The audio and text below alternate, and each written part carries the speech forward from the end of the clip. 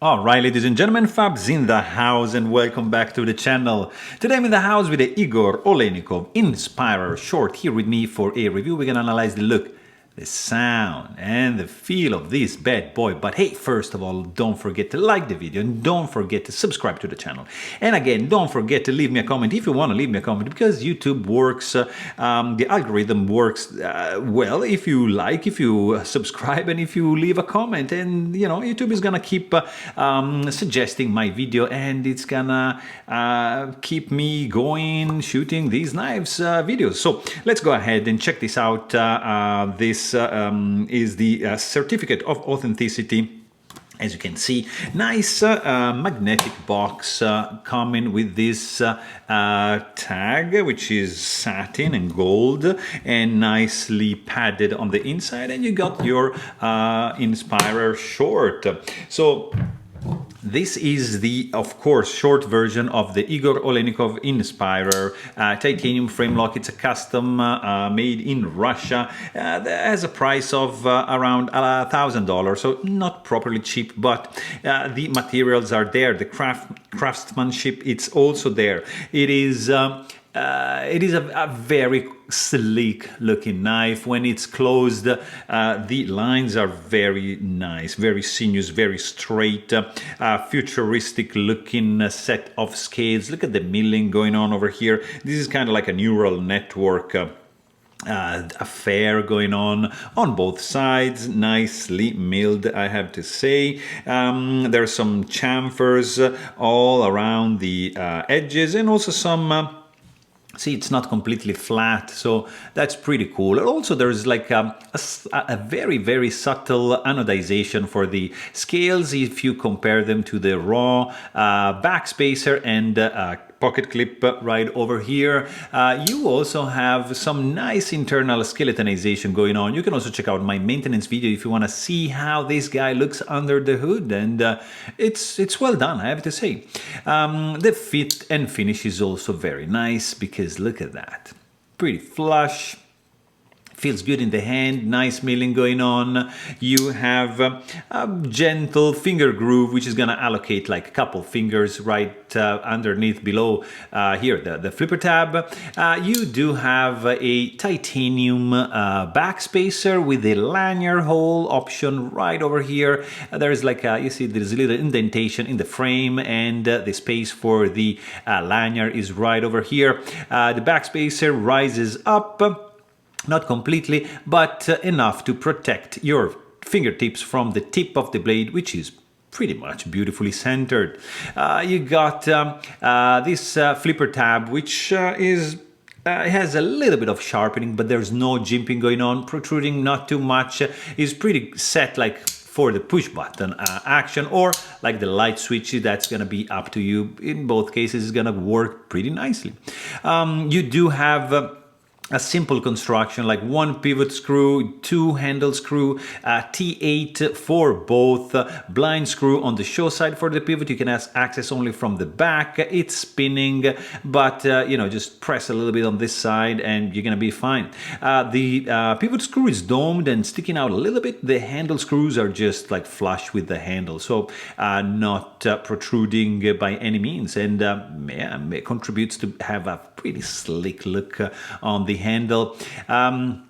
You do have also like a integrated lock bar stabilizer right over here, built in into the stainless steel lock face insert, which is screwed in from the outside, and that's a fantastic thing. Also, you got an external cut out relief for the lock bar, which is kind of disrupting a little bit the cleanliness of the design on the back, in my opinion, but still nothing too crazy. It's there, it's just working.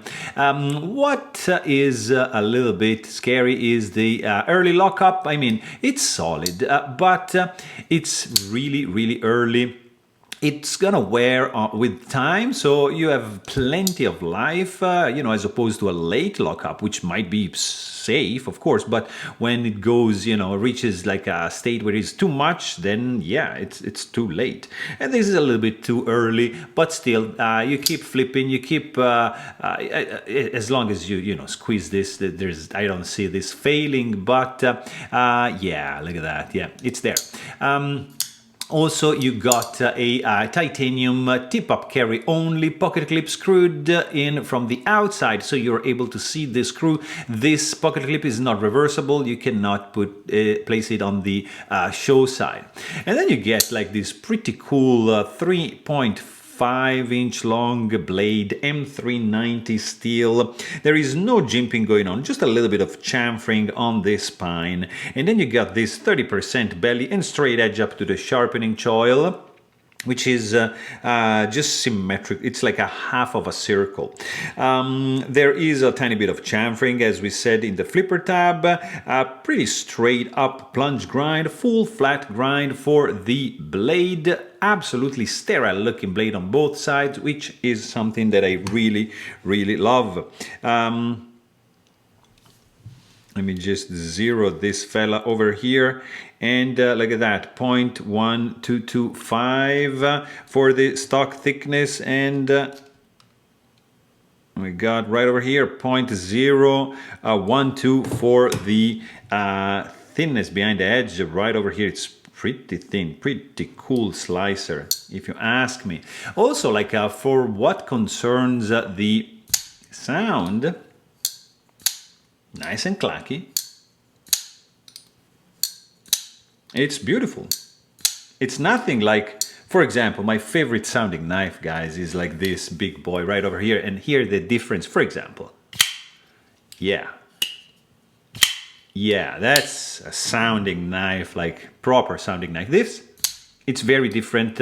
It's smaller, of course, but it's still pretty good. It has a nice sound to it. So let's quickly check the weight, because the internal skeletonization, the tiny backspacer are gonna contribute to keep this knife weighing in under 3.5 ounces, 3.49. So that is pretty good.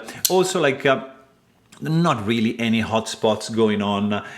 In the handle, works well. It's nicely rounded off, no sharp edges. The lock bar is not that easy to release. You see, there's a little bit of milled out area here and here, but yeah, not that much. It's doable. Just jam your finger like that. It's gonna work, but that's one nitpick together with the early lockup. Everything else is pretty solid put together. It's nicely balanced. There's a little bit of texture on the scales, which is gonna reduce the slipperiness, and it's gonna add a little bit of grippiness to the handle. Fit and finish also looks pretty spot on, guys. Like, it checks out. It's well made, I have to say. It's I really don't see any gaps, any misalignments. Everything looks pretty flush. No rattling, no blade play. There is a little bit of you know, that issue over here, but also you don't have, sorry, a detent ball ramp. A little bit of a hard step to when you want to close the blade, but nothing too crazy. You have IKBS, so ceramic ball bearings, which are completely loose and just nested around the pivot, and they are giving this pretty smooth action. I have to say, the action is very, very nice, especially after I tuned it up.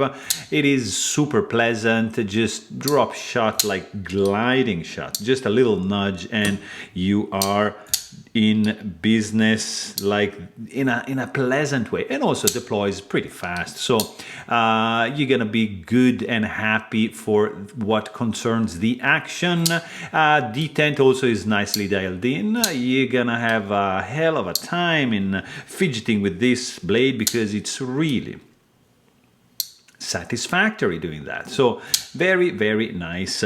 Overall, I like the look, I like the sound, I like the ergos, not so much like in this area here for early lockup and a little bit of the accessibility for the lock bar, but everything else checks out. It's a very well made knife, looking good, absolutely. So there you have it.